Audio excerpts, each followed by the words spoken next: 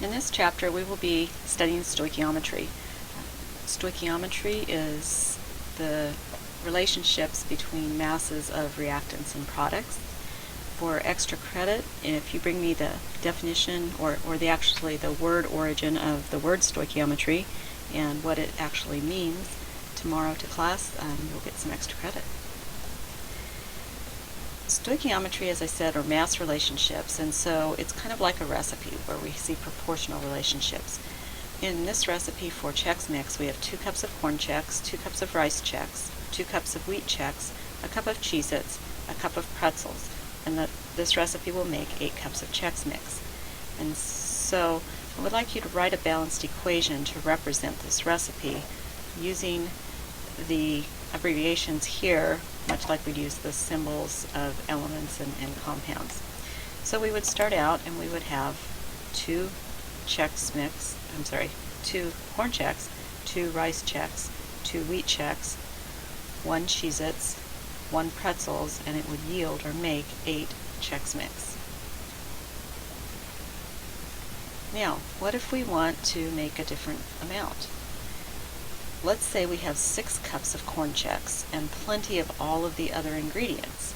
So what we need to decide is how much Chex Mix could we make. Now, I know you can probably reason out this without doing any setting up the problem and doing the math, but I want to set it up like we would set up a stoichiometry problem. So we're going to start with our given, which is 6 cups of corn Chex. Then we're going to use what we would call in a stoichiometry problem a mole ratio. Here it's our proportions from our recipes.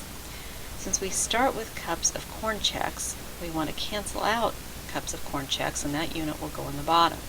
We want to get total cups of Chex Mix on top, so that unit will go on top. So we will put in 2 cups of corn Chex makes 8 cups of Chex Mix. We got that right here. 2 cups of corn Chex makes 8 cups of Chex Mix. We see that our cups of corn Chex crosses out, and we're going to end up with cups of Chex Mix. We take 6 times 8 and divide by 2, and we can make 24 cups of Chex Mix. Again, most of you could figure that out in your head without doing that math. The 8 cups of Chex Mix to 2 cups of corn Chex would be the ratio of Chex Mix to corn Chex. And we're going to find that we are going to use something similar in our stoichiometry problems called a mole ratio. Now, here's another similar problem. Let's see how we would set it up. How much Chex Mix could you make if you have 1 cup of corn Chex and an excess of all other ingredients? Corn Chex is the limiting reactant. What we mean here is that if we have 1 cup of corn Chex and plenty of the rest of them, we can make the recipe until we run out of corn Chex, and then we're done. So it limits how much of the recipe we can make. Again, we're going to start with what we're given, which is 1 cup of corn Chex. So that's what we'll start with. We're going to set our units up. Think about what unit we're going to try to cancel out. What goes on the bottom will be our cups of corn Chex. What goes on top will be our cups of Chex Mix. That's what we're trying to figure out. And so again, our ratio is 8 cups to 2 cups. So we put our 8 cups and our 2 cups. Our cups of corn Chex cancel out. We take 1 times 8 divided by 2, and we find out we could make 4 cups of Chex Mix. We could make half a recipe because we have half of the corn Chex that are required in the recipe. Again, our ratio of actually Chex Mix to corn Chex would be 8 to 2. Another recipe here for cookies. You can read through that recipe. But we have 6 eggs. We want to know how many cookies we can make. Our recipe makes 5 dozen cookies. When we have 2 eggs, we have 3 times as many eggs. And so you can reason out what we could make. But again, we're going to set it up thinking about what we would do in a stoichiometry problem. We start with what we are given, 6 eggs. Now, I want you to go ahead and think about this and put your ratios in, looking at what we want to cancel out and what we're trying to get. We always put what we're trying to get on top and the thing that we were given or started with on the bottom. And so our ratio is going to be 5 dozen cookies for every 2 eggs. So we have 5 dozen on top and eggs on the bottom. We cancel that out. We take 6 times 5 and we divide it by 2, and we find that we can make 15 dozen cookies. Again, our ratio here of cookies to eggs is 5 to 2. Stoichiometry, as we said, is a mass relationship between substances in a chemical reaction, and it's based on the mole ratio. Now, where do the mole ratios come from? The mole ratios are indicated by the coefficients in a balanced equation. The coefficients being the numbers out in front that we use to balance the equation. When there is no coefficient shown, remember that means that we have a mole ratio there of 1. So here is an actual stoichiometry problem. How many moles of potassium chlorate must decompose in order to produce 9 moles of oxygen gas?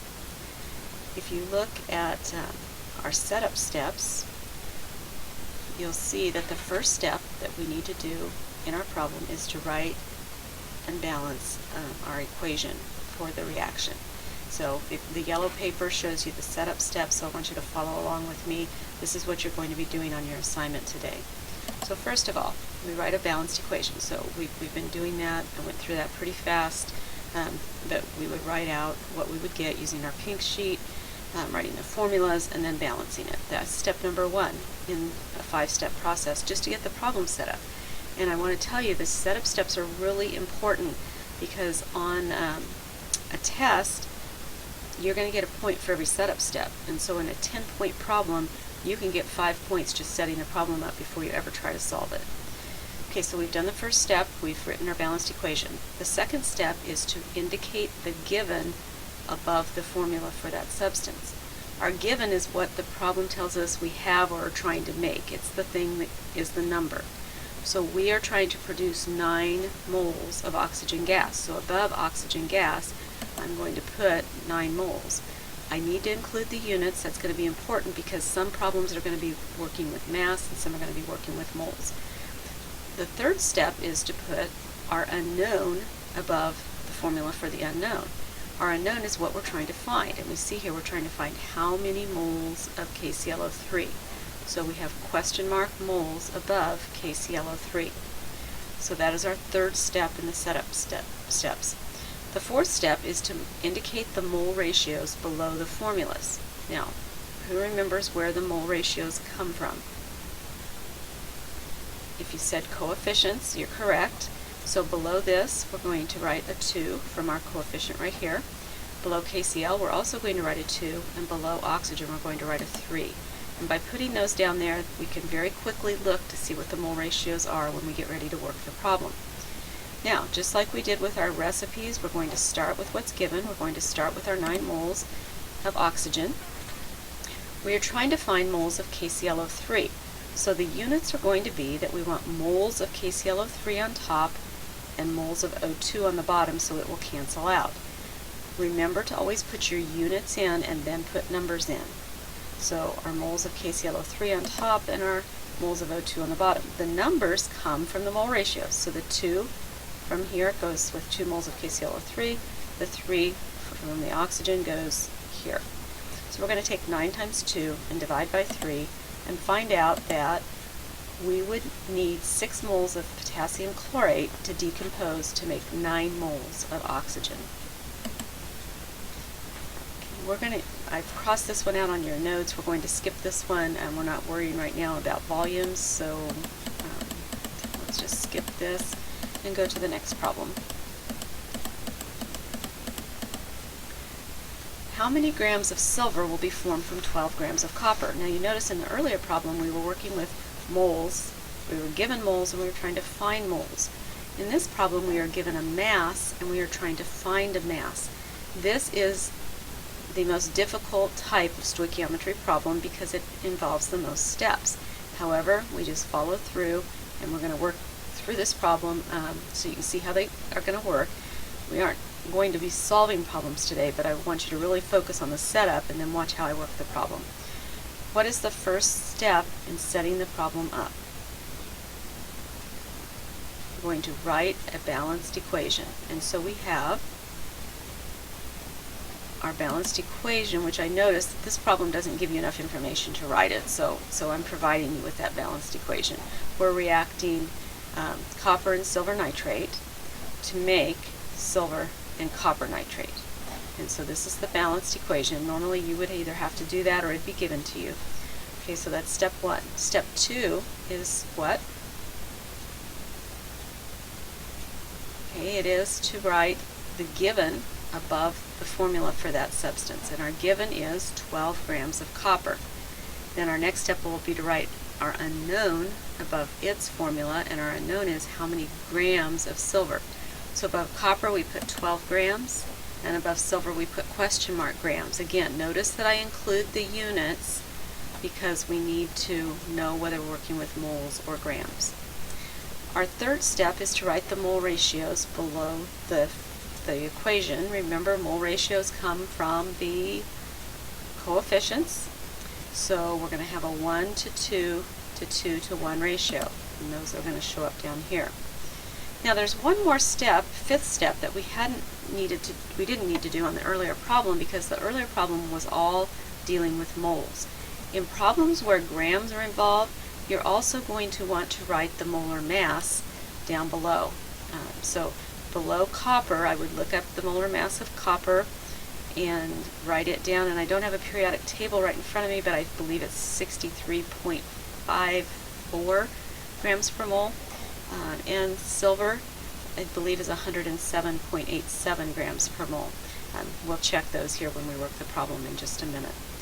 So I start with my given. I'm going to put 12 grams of copper as my first step. Then I'm going to work to find out how many moles of copper that is. I need moles before I can use mole ratios.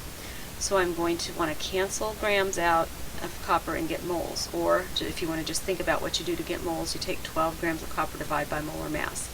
And when I get back on Thursday, I'll show you other ways to write this that might make more sense to you than having these lines here. So right now, just follow along with me, and I will do some things with you Thursday to help if this is looking confusing.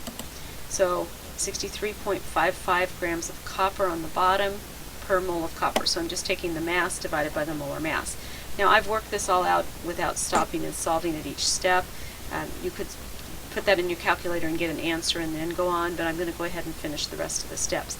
The second step in the solution procedure is, once I've found moles of given, I'm going to use the mole ratios here to convert to moles of what I'm trying to find, which is silver. So on top I want moles of silver, on bottom I want moles of copper to cancel out.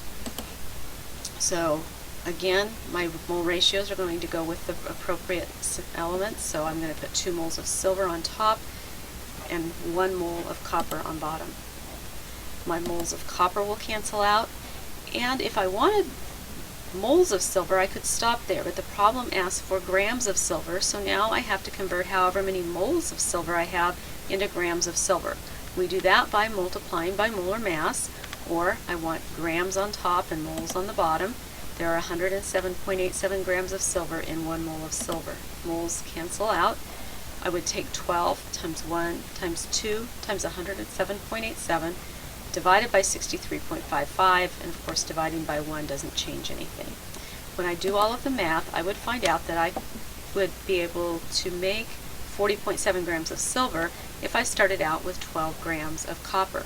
And that's the whole point of a stoichiometry problem, is to be able to figure out something just like that. If I have 12 grams of copper, I could figure out how much silver I could actually make. This is a very common thing that needs to be done in industry, where you're trying to figure out how much of a reactant or a product you might need. So that is stoichiometry problems, which you're going to be doing for your assignment today, and the sub will help you through the first one, but I want you to set up all of the problems on the worksheet. That does not mean you have to solve them. You need to do the 5 setup steps. Remember, step 5 you only need to do when grams are involved, when mass is involved. If the problem involves moles, you will not need to do step 5. You will only need to do the first 4 steps. Okay, good luck.